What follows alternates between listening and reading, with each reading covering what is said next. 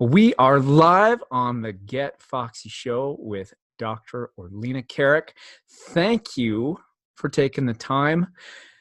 You are one of the few people that I've gotten to interview from across the pond. Thank you so much for having me. It's a pleasure to be here.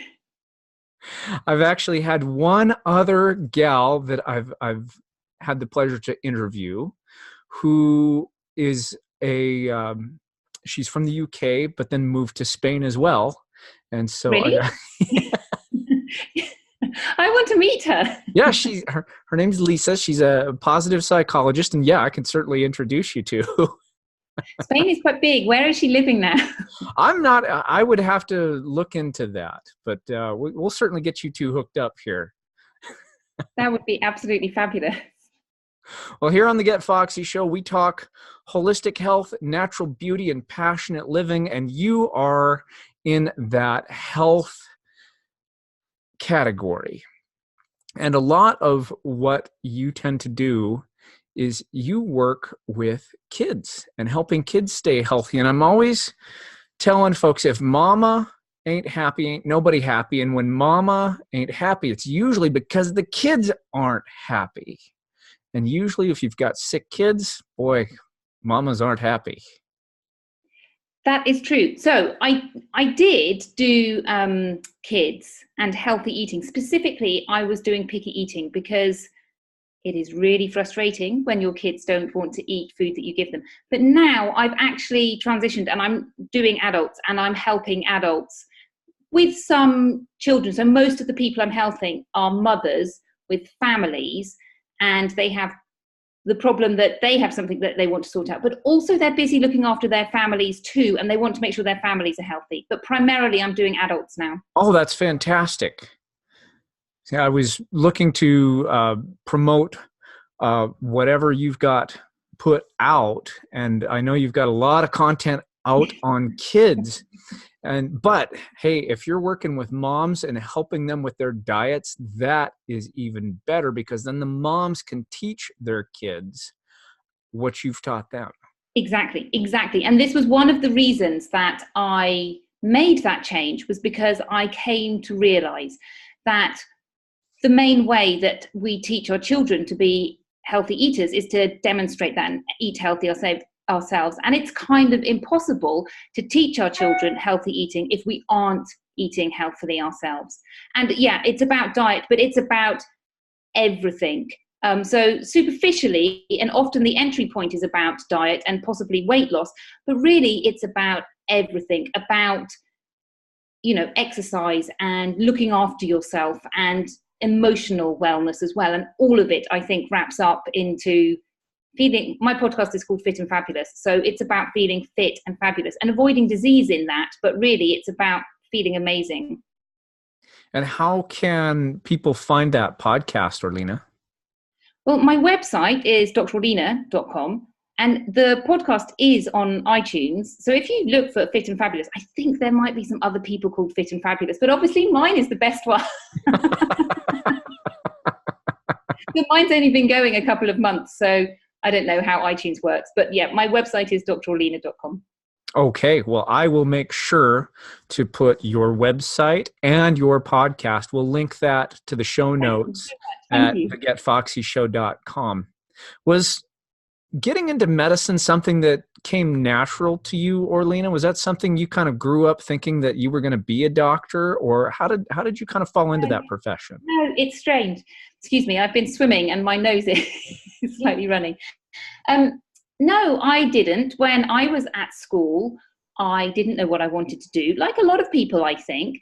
And I took my time deciding what to do. And I always wanted to travel. Travel is something I have always loved doing. And in my first year after school, I went to South Africa, actually. And it was a really interesting time there. This is many, many years ago now. And it was a really interesting time. I was working in a school there.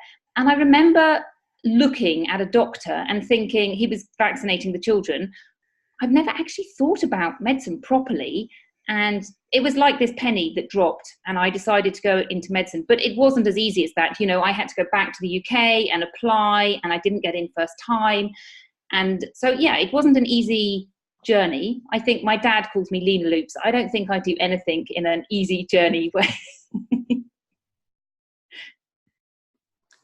And where what really kind of inspired you to get into the work?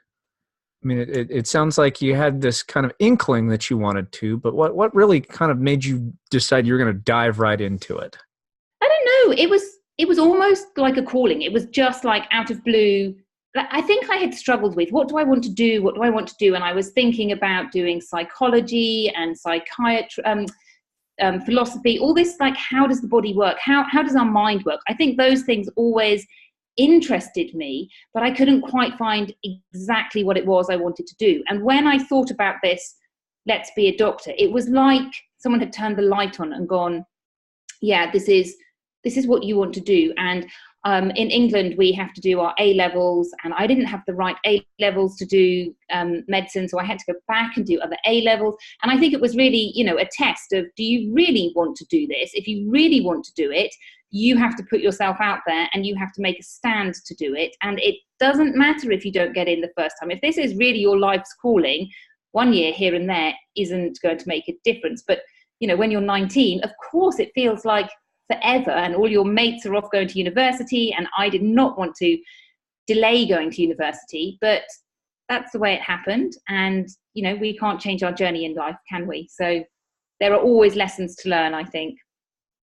Amen to that. We all have our journeys and our lessons. And this is something that I find very interesting, is that a lot of doctors nowadays don't really put a whole lot of stock into nutrition and using food as medicine. And you seem to be unique in that regard. Although, there's more and more doctors kind of trending toward that now that I'm finding. But right at this moment, you are kind of a unicorn. Thank you. I think in defense of my fellow doctors, I don't think it's that people don't recognize that nutrition is important. I think the reality is, I look at my friends in the UK, they are working so hard. They have 7 minutes to see a patient. And in 7 minutes, they do not have time to explain nutrition. So I think they want to, but the system isn't set up to help them. And they are sorting out the problems that have already happened. And I think it is a problem it's a governmental problem, really, that governments, they are doing stuff, but I think really not enough to sort out this problem. And I think that doctors do know, and there's been studies done about this in the UK, actually, that doctors don't feel like they get enough training at medical school about nutrition. Like, I look back and think I had hardly anything. Part of that is because we're really seeing new research coming out in nutrition, whereas previously we didn't really know much about nutrition. And I think it's quite a controversial story, but the reality is this whole story about low fats and high carb diet, which is what was advocated, is really being seen to have been incorrect. And that there are horror stories as well. I shared an article recently on my Facebook page about how 50 years ago the sugar industries were really, manipulating the research that was going on at that time. Now, obviously, that's just a story, and I don't think there's any hard evidence behind that, but it is really interesting. A bit like the cigarette companies 20 years prior to that, when they said, oh yeah, cigarettes are really great for your health, when they knew that they weren't. And I think this is now coming out about sugar as well, and we're really seeing this huge epidemic of obesity, which has lots of reasons behind it. But one of them is that the nutrition that we were told by our governments was incorrect for various reasons. Now, when you have women that come to you to see you in your practice, what specific kinds of things are they asking for your help with? Well, I see two different main problems. One of them is weight loss. So typically women who have had children, and quite often women end up having a little bit of a, weight after they've had children, and they just don't get back to their thin selves, and they can kind of see themselves going forwards. They're sort of at this fork in the road, and they can see things either getting a little bit worse, a little bit worse, a little bit worse, or they have the opportunity to do something about it now. And I use the words growing old elegantly. I know none of us want to talk about growing old, but that's really, it's true. Time passes and they can see that, they're health aware and they're not really sure what has gone wrong and why they've put on this weight and they want to get rid of it. And equally, they tend to be mothers. So I do work on helping them with their families because they want to provide food for their families that's healthy, but everybody is so busy. A lot of the women that I work with work as well. So, they're juggling so many of these things. They're juggling looking after their kids and being a parent, and they're juggling their career. And there just isn't time to do anything. And it's about setting up systems and helping feed their family. And often one of the things I find with mothers is that we kind of feel like we have lost ourselves, and that we are either at home and then resentful that we've lost our career, or we're working and then resentful that we're not with our kids. And getting that balance right is really difficult. And amongst all of that, we've totally put ourselves right at the bottom of the list, and we can hardly remember the last time we did anything that is ourselves. And I think self-care is really super important. That, in order to look after everybody else, you actually have to look after yourself first, because when you have enough energy to look after yourself, then you can look after all these other people. And children are frustrating and they try your patience, and you need lots of patience to look after kids. And your best place for doing that is when you look after yourself and make sure you get enough sleep. And it sounds so simple, sleep, but it's really, really important. And it's just these elements of self-care and making sure that women prioritize themselves. Amen. I'm glad you agree. Oh my goodness. This is something that I too preach in my practice, in that, yes, women today are spinning so many different plates.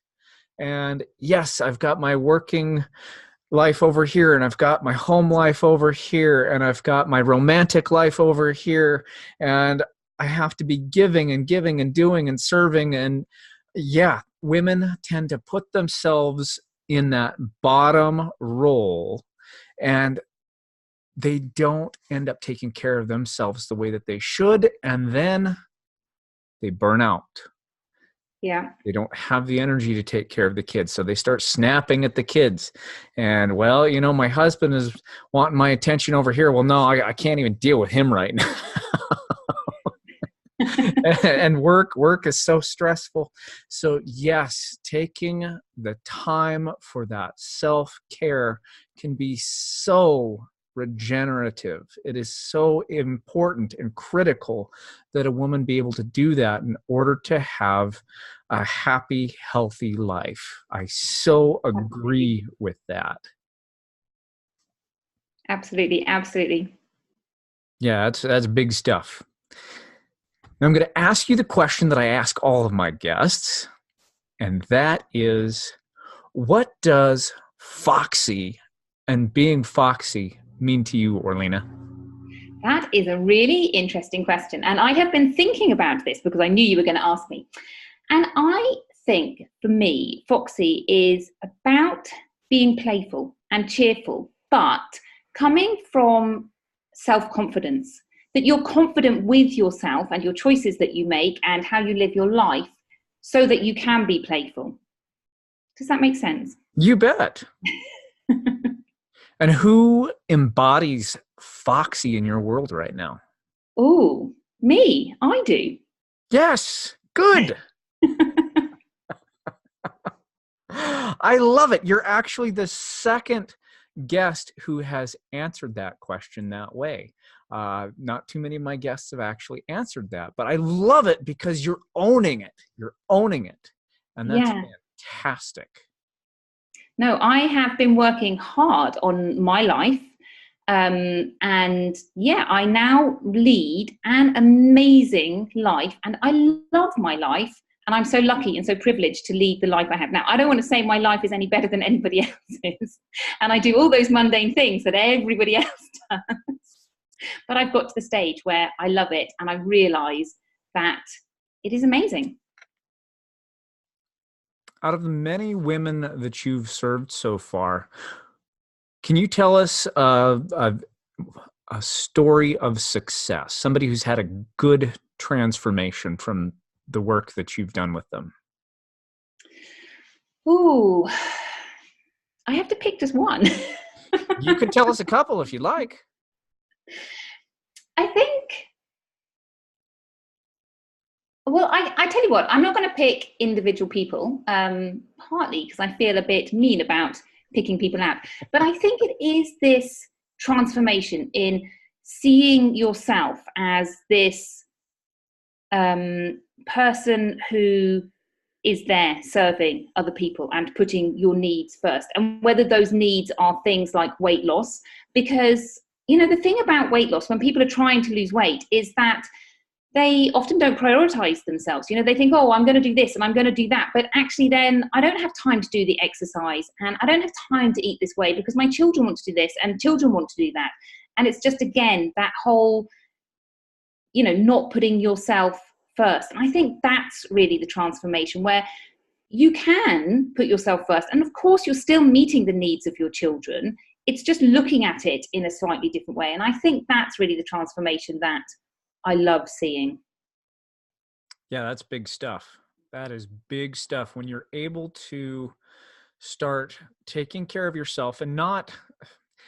It's funny because some of my patients feel like they're being selfish or narcissistic by taking advantage of getting a massage or going to the acupuncturist, or it gets to the point even where it's like just taking a bath at home and Yeah. having quiet time for 15 to 20 minutes can feel like an extravagance to them. And oh my gosh, when they're actually able to say, yes, this is my time just for me,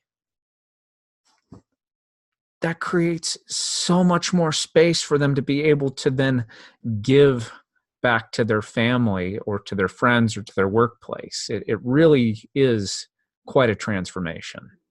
Yeah, and you know what? It's healthy for them too. And I think that's one thing that, you know, one of the things that I am interested in is health. And I think I come at things from slightly different places. So, for example, women will come to me and say, I want to lose weight. And although I support them and help them lose weight, for me, I see losing weight as really a symptom of other things that are going on underneath. And for me, the reason to lose weight is really about the health rather than the how you feel about it. But going back to having those times for yourself when you go to acupuncture or whatever your relaxation is, there are huge health benefits to that too, of turning off that constant emergency state that we live in and coming back to relaxation. There's huge health benefits in that. Yes, indeed. Chinese medicine-wise, we talk about yin and yang. And yang is that state where you're constantly going and doing. It's about action and taking action, going to work and serving and doing, giving out, pouring out. Whereas yin is all about calm, stillness, receiving. And there needs to be an appropriate balance between the two. Too much yang will eventually burn you out. Too much yin will create so much stagnation in your life that it causes other problems. The idea is to have a balance of both motion and stillness. And so in Chinese medicine, we try to help our patients cultivate that. And it sounds like you're doing the exact same thing.